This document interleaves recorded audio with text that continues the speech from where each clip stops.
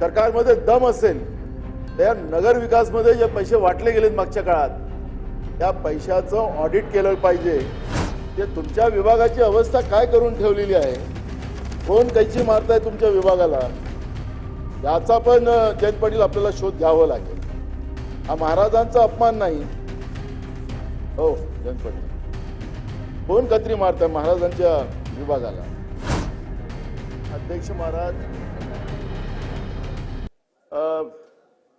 नगर विकास विभाग, सार्वजनिक बांधकाम विभाग, विधी व न्याय विभाग, सामाजिक न्याय व विशेष सहाय्य विभाग व इतर मागास बहुजन कल्याण विभाग अशा 5 महत्वपूर्ण विभागाच्या चर्चेला मी या ठिकाणी उभा आहे।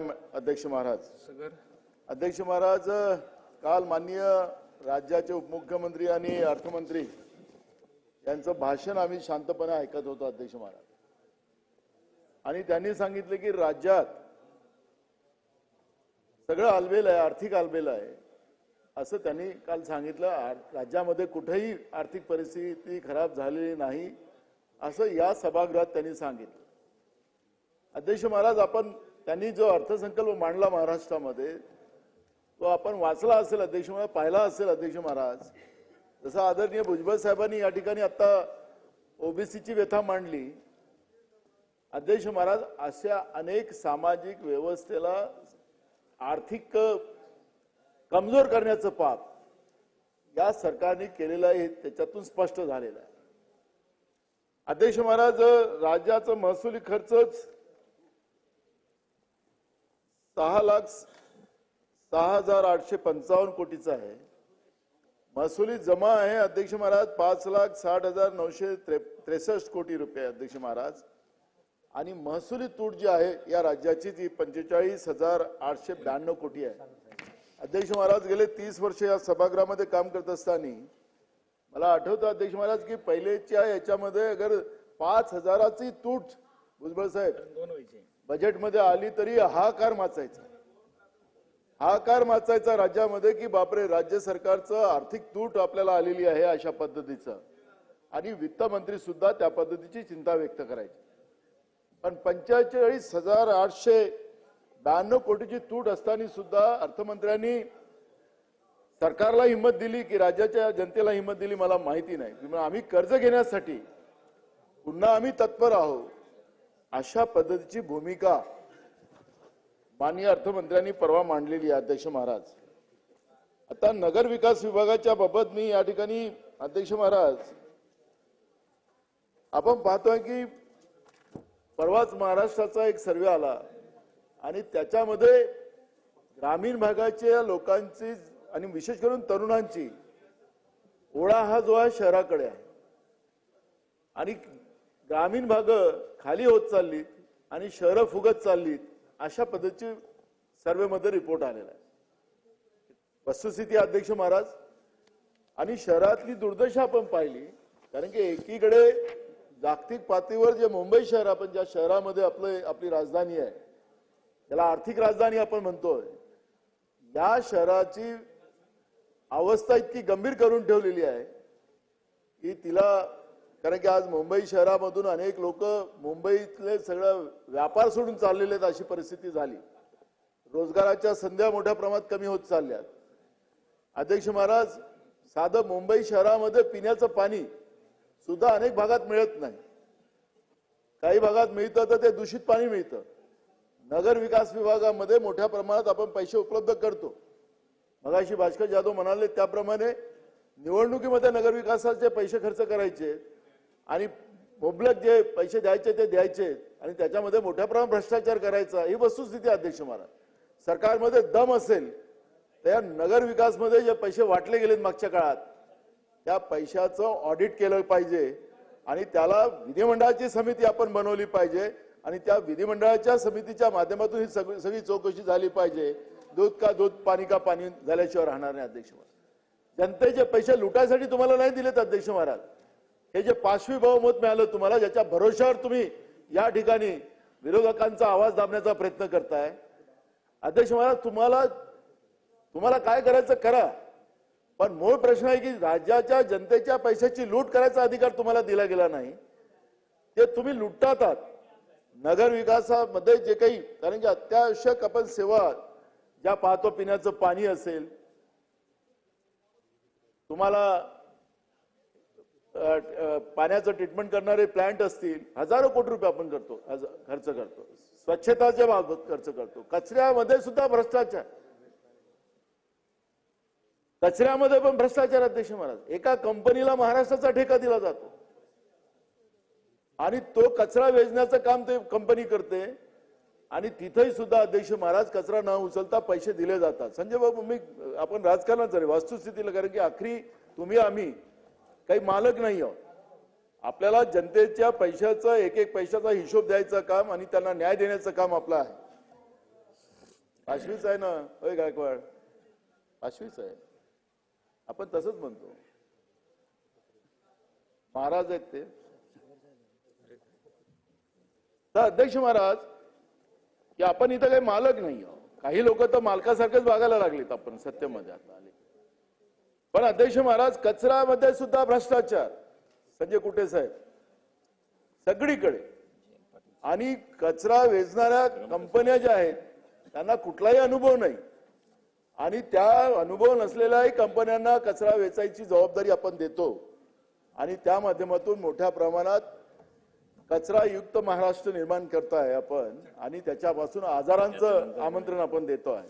शहरी भागामध्ये आज महाराष्ट्रामध्ये मुंबईत पाहिलं आपण, मच्छर तर एवढी झाली की मच्छराला आता सध्या तर मुंबई मच्छरांचं झालेलं आहे का. म्हणजे मुंबईमध्ये कधी मच्छर आपल्याला पाहायला मिळत नव्हते, प्रमाण कमी राहायचं, पण आता यावेळेस तुम्ही मुंबई शहरामध्ये सुद्धा मच्छराचं प्रमाण मोठ्या प्रमाणात, जे लहान शहर आहेत त्या शहरामध्ये तर हालत खराबच आहे. कारण की आपल्या या बजेटमध्ये आपण हे जेवढे काही आपले मोठे शहर आहेत त्या शहरालाच निधी दिलेली आहे, छोटे शहर त्याच्यामधून वगळलेले आहेत. अशा पद्धतीची व्यवस्था या आपण बजेटमध्ये केलेला आहे. अध्यक्ष महाराज, आपण नवीन नगरपालिका निर्माण केल्यात, नगरपंचायती निर्माण केल्यात. आता आपण ग्रामपंचायतीचं नगरपालिका नगरपंचायत केल्यानंतर अनेक शहरामध्ये, अनेक त्या नगरपालिकामध्ये, नगरपंचायतमध्ये त्यांच्या स्वतंत्र इमारती नाही, त्यांच्याजवळ स्टाफ नाही. आज लोक म्हणतात की ग्रामपंचायती बऱ्या होत्या, या नगरपालिका आणि नगरपंचायती करून आम्हाला उलटे टॅक्सेस वाढवले, सोयी आपल्या संपल्यात, घाणीचं साम्राज्य त्या ठिकाणी झालं. प्रशासक आणि सरकार या पद्धतीची व्यवस्था तुम्ही लोकांनी निर्माण केली. निवडणुका तुम्हाला घ्यायच्या नाहीत, आखरी तिथला पैसा सुद्धा या पद्धतीनं या लेवलवर राज्याच्या पातळीवर त्या पैशाचीही विल्हेवाट तुम्ही लावायची आणि ग्रामीण भागामधल्या जे परिस्थिती ज्या शहरातली आहे आता नगरपंचायत नगरपालिकेची ती भयानक आहे. आणि म्हणून निवडणुका केव्हा लावणार या विषयावरची पण उत्तरामध्ये भूमिका असली पाहिजे. आणि मी मगाशी सांगितलं, कचरा असेल, पिण्याचं पाणी असेल, तुमच्या सिवरेज ट्रीटमेंट प्लांट असतील, जसं मगाशी भुजबळ साहेब सांगत होते की नाशिक मधलं ट्रीटमेंट प्लांटचं बंदच आहे. त्याच्यावरून त्यांनी सांगितलं की मीटर अगर आपण बघितला तर मीटरच सांगेल की चालू आहे की नाही चालू आहे. तर ही जी परिस्थिती निर्माण झालेली आहे त्या परिस्थितीला तुम्हाला उत्तर द्यावं लागणार आहे. ती परिस्थिती कशी चांगली करणार, जनतेच्या पैशाचा एक एक पैसा हा विकासाच्या कामासाठी कसा खर्च केला जाणार, या पद्धतीची माहिती आपल्याला त्या ठिकाणी द्यावी लागणार आहे. अध्यक्ष महाराज, वेळ कमी असल्यामुळे मी थोडे प्रत्येक विषयावर थोडी थोडी भूमिका आपली मांडत जातो. अध्यक्ष महाराज, सार्वजनिक बांधकाम आणि सार्वजनिक उपक्रम विभाग. अध्यक्ष महाराज, खरं तर आता बांधकाम विभागाचं आपण पाहिलं, आमच्या भंडारा जिल्ह्यामध्ये मंत्री महोदय फक्त एका गोष्टीसाठी आपण निधी उपलब्ध करून दिली, इथल्या जिल्ह्याच्या बांधकाम विभागाच्या कार्यालयासाठी. एका जिल्ह्याचं सांगतो मी, आपल्याला महाराष्ट्राचं उदाहरण सांगतोय. म्हणजे तुम्ही नवीन नवीन मंत्री झालात, आम्हाला आनंद झाला की आमच्या मित्राचा पोरगा, तरी तुमचे वडील आमच्या बरोबर 99 मध्ये मंत्री होते आमच्या बरोबर, आणि आम्हाला आनंद झाला की यावेळेस महाराज आलेत, आता या खात्याचे मंत्री झालेत, त्यामुळे महाराष्ट्रामधले सगळे रस्ते चांगले होतील, त्यासाठी निधी उपलब्ध केला जाईल आणि त्याचा पाठपुरावा पण आम्ही लोकांनी केला. पण आपण आमच्या भंडारा जिल्ह्याच्या एका बांधकाम विभागाच्या कार्यालयालाच निधी दिली, बाकी कोणालाच निधी दिली. म्हणजे तुमच्या विभागाची अवस्था काय करून ठेवलेली आहे, कोण कैची मारताय तुमच्या विभागाला, याचा पण जयंत पाटील आपल्याला शोध घ्यावा लागेल. हा महाराजांचा अपमान नाही. हो जयंत पाटील, कोण कत्री मारताय महाराजांच्या विभागाला, शोध घेण्याची गरज आहे ना.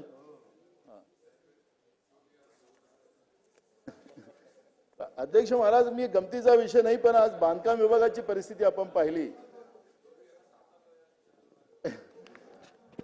तर अध्यक्ष महाराज, आपण आपलं प्लॅनिंग काय, आपण आता महाराष्ट्रामध्ये जे काही कॉन्ट्रॅक्टरचे पैसे द्यायचे त्याच्यासाठी उपलब्ध करून दिलेले निधी आहे असं परवा अर्थमंत्री सांगत होते.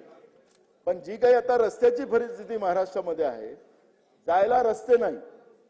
आपलं जे धोरण होतं, जे जाहीरनामा आपला होता, आपण ग्रामीण भागामध्ये पाहिलं तर तुमचा विषय नाही आहे.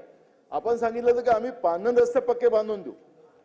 आज शेतकऱ्यांच्या शेतामध्ये जायला रस्ते नाही, गावात जाणारे रस्ते आपली बंद पडली, जिल्हा परिषदांची तर बेहालात आहे. आणि म्हणून ग्रामीण भागामध्ये राहणारी लोक किंवा शहरी भागामध्ये राहणारी लोक दळणवळणाच्या व्यवस्था आम्ही चांगल्या करतोय असं ते सांगत होते कालच्या भाषणामध्ये वित्तमंत्री साहेब, उपमुख्यमंत्री साहेब. आम्ही कुठे विरोध केलेला आहे, तुम्ही करा.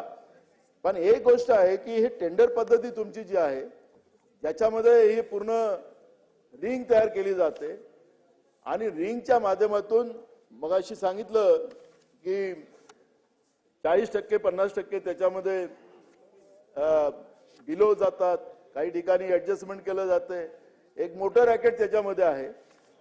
पण कामाचा दर्जा खालवत चाललेला आहे. या वर्षाला बनवलेला रस्ता तो पूर्ण वर्षभर तरी चालला पाहिजे, पण ते रस्ते तसे चालत नाही. ते रस्ते 2 महिन्यात 3 महिन्यामध्येच त्याला गट्टे पडतात.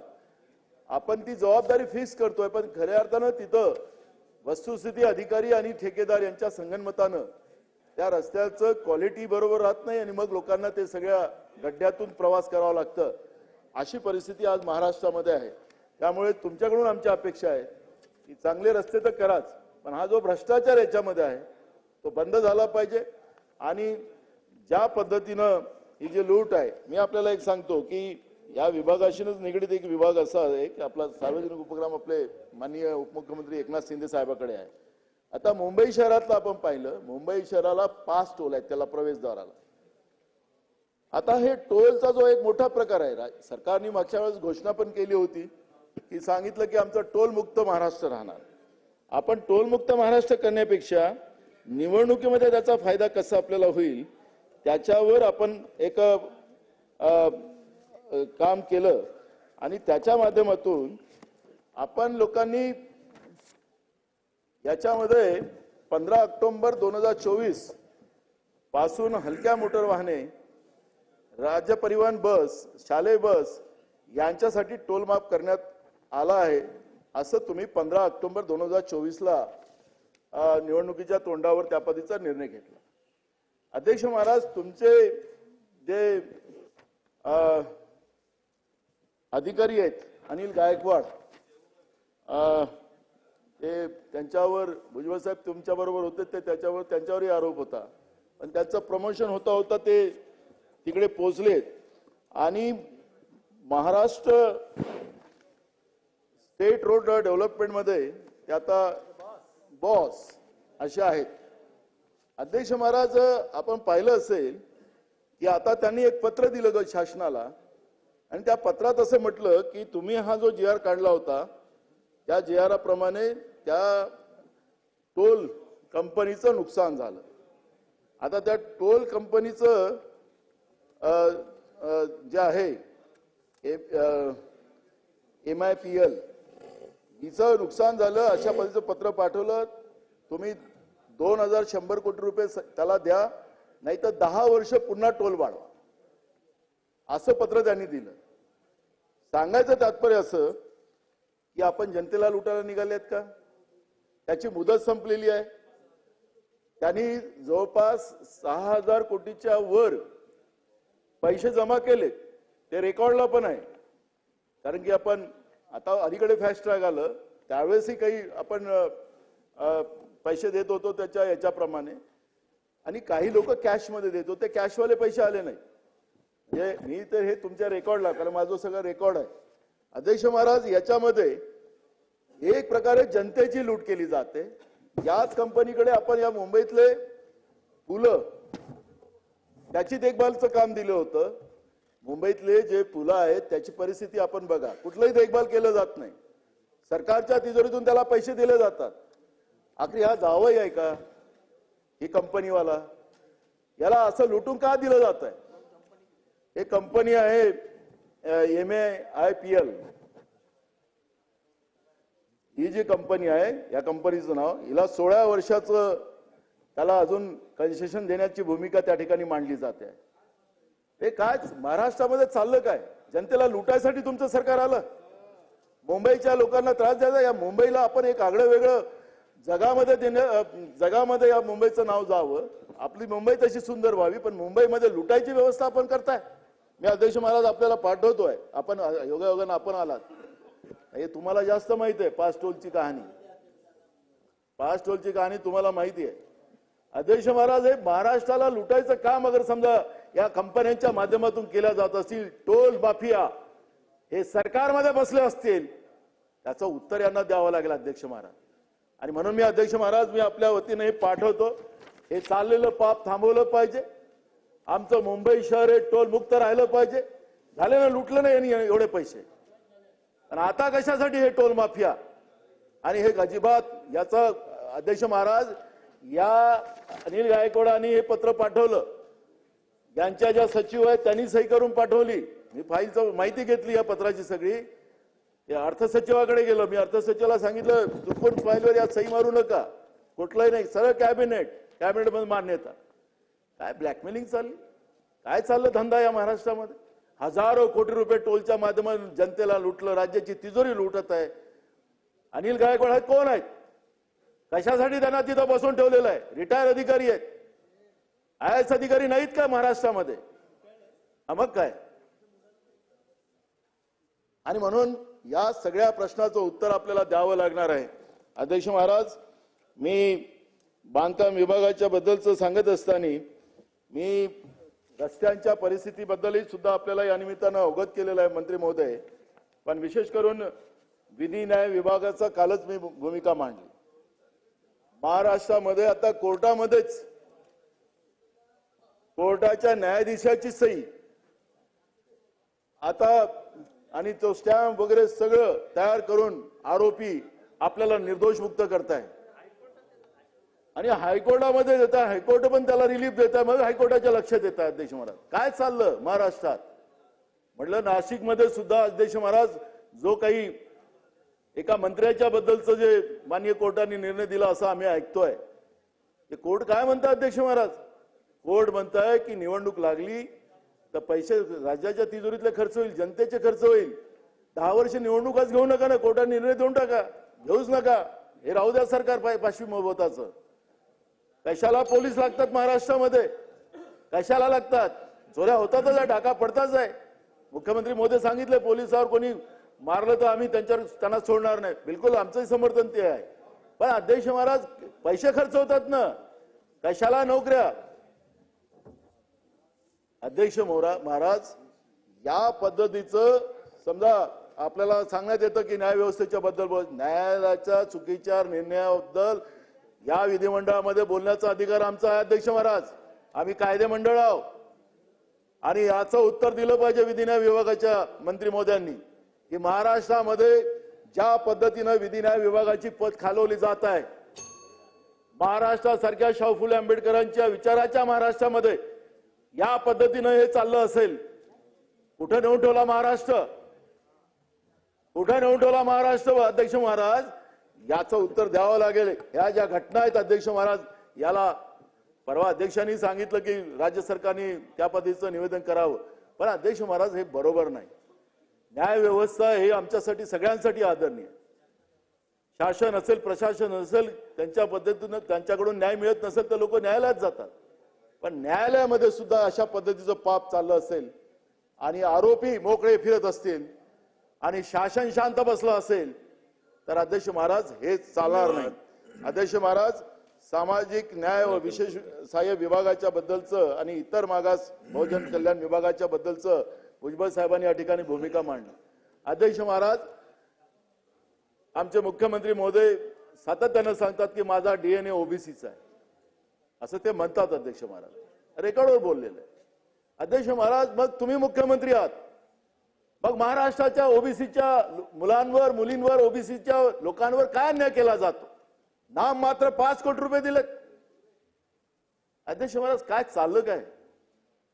ओबीसीच्या भरोशावर हे सरकार आहे अध्यक्ष महाराज, असं मुख्यमंत्री म्हणतात. मग त्याच ओबीसीवर अन्याय करायला निघालात तुम्ही. मंत्री महोदय, बरोबर नाहीये. माननीय भुजबळ साहेबांसारख्या ज्येष्ठ नेत्यांनी ही भूमिका मांडली. तुमच्या सत्ता पक्षाचेच आमदार आहेत. आम्ही घरचा अहेर नाही म्हणणार, पण वस्तुस्थिती जी आहे, साधं तुम्ही सांगतात आम्ही आश्रमशाळा बनवून दिलेल्या आहेत, वसतिगृह बनवलेले आहेत. कुठं वसतिगृह आहेत सांगा बरं, खरंच सांगा. जाहीर केलं होतं वसतिगृह आम्ही बांधतोय. 2 मिनिटं अध्यक्ष साहेब, तुम्ही वसतिगृहाच्या इमारतीत जागा नाही मिळाल्यात तुम्हाला अजूनपर्यंत, शासकीय जागा नाही. तुम्ही धोरण करा, आम्हाला उत्तरात सांगा, आम्ही जागा विकत घेऊ, आम्ही बांधून देऊ. तुमची योजना नाहीये, जागा शासकीय भेटेल तर आम्ही बांधू. तुम्ही करा ओबीसी साठी जागा विकत घ्या आणि ओबीसीच्या मुलांसाठी वसतिगृह प्रत्येक तालुक्यात, जिल्ह्यात बांधून द्या. करा प्रोव्हिजन. अर्थमंत्र्यांना सांगा तुम्ही, त्या आमच्या भावना नाहीत, या महाराष्ट्राच्या ओबीसीच्या जनतेच्या भावना आहेत. आणि मी संजय सलसार साहेबांचं अभिनंदन करेल, पुढे गेले ते, त्यांचं अभिनंदन करेल. त्यांनी म्हणाले की आमच्या विभागाचे 7,000 कोटी रुपये यांनी कमी केले. तुम्ही 5 कोटीमध्ये शांत बसलेले आहेत. संजय कुटे साहेब, तुम्ही शांत बसलेलात, हे बरोबर नाहीये. प्लीज कन्क्लूड करा. आणि म्हणून मी तुम्हाला सांगतो की ओबीसी समाजावर जो अन्याय हे सरकार करते आहे, हे खपवून आम्ही घेणार नाही. आणि म्हणून तुम्ही 5-5 वर्षापासून स्कॉलरशिप दिली नाही, मॅट्रिक शिष्यवृत्ती तुम्ही दिली नाही 5-5 वर्षापासून. म्हणजे आमच्या पोरांनी शिकावं नाही, आमच्या ओबीसीच्या पोरं आता पैसे नाहीत म्हणून आपल्या घरी बसावे. नका नाही, मंत्री महोदय आपण उत्तरामध्ये द्या. मंत्री महोदय आपण उत्तरमध्ये द्या. आपण उत्तरमध्ये द्या. चला नाना सावे साहेब, नाना 25 मिनिटं तुमच्या झाली. उत्तरामध्ये, तुमच्या उत्तरातच कागद आणून देतो. तुम्ही चुकीवर रेकॉर्ड आणू नका. प्लीज कन्क्लूड करा. नाना, ओबीसीच्या मुलांच्या शिष्यवृत्त्या मिळाल्या नाहीत, मी तुम्हाला कागद आणून देतो. मी त्याला काही नाही, हा सूर्य हा जयद्रथ नाना इकडे बघा, इकडे शासनाचे बघा, अध्यक्षांकडे कन्क्लूड करा. 25 मिनिटं मी आणतो ना, पुरावे देतो ना बंडीभर. आम्ही शेतकरी माणूस आहे, त्यामुळे बैल मी काही ट्रक आणि ट्रॅक्टर नाही सांगणार, बंडीच सांगणार. अध्यक्ष महाराज, हे जी काही परिस्थिती आहे साहेब, मी गमतीचं नाही. आपण काही राजकीय इथं नाही, आपल्याला सामाजिक न्याय देण्यासाठीच आपण इथं आलेलो, पण इथं नाही होत आहे. आणि तुम्हाला त्रास आहे, पण तुम्ही बोलत नाही. भुजबळ साहेबांना मी त्यावेळेस सांगत होतो त्रास आहे, तुम्ही चला बाहेर निघू, पण भुजबळ साहेब ऐकत नव्हते त्या काळात. आता पण तुम्ही पण अडचणीत आलात. हो भुजबळ साहेब. चला अर्जुन खोतकर. त्याच्यामुळे मी आपल्याला या निमित्तानं सांगतो की या ओबीसीच्या मुलांमुलींसाठी आपण वसतिगृह, त्याला काय कालमर्यादा राहील, आणि हे स्कॉलरशिप वेळेवर भेटत नाही आणि काही शाळांना अजूनही मिळालेला नाही, त्याचे पुरावे तुम्हाला देतो. धन्यवाद. याला आपण आपला टाइम लिमिट असला पाहिजे, त्या काळात त्या मिळाल्या पाहिजेत. नाही तर संस्थावालेच गायब करतात, ते पोरं चालले जातात. त्यामुळे ही सुधारणा झाली पाहिजे. खूप बोलायचं होतं, माननीय तालिका अध्यक्षांना टोलचा विषय मुंबईतला काढला, त्याच्यामुळे सर्वात जास्त बोलले तुम्ही.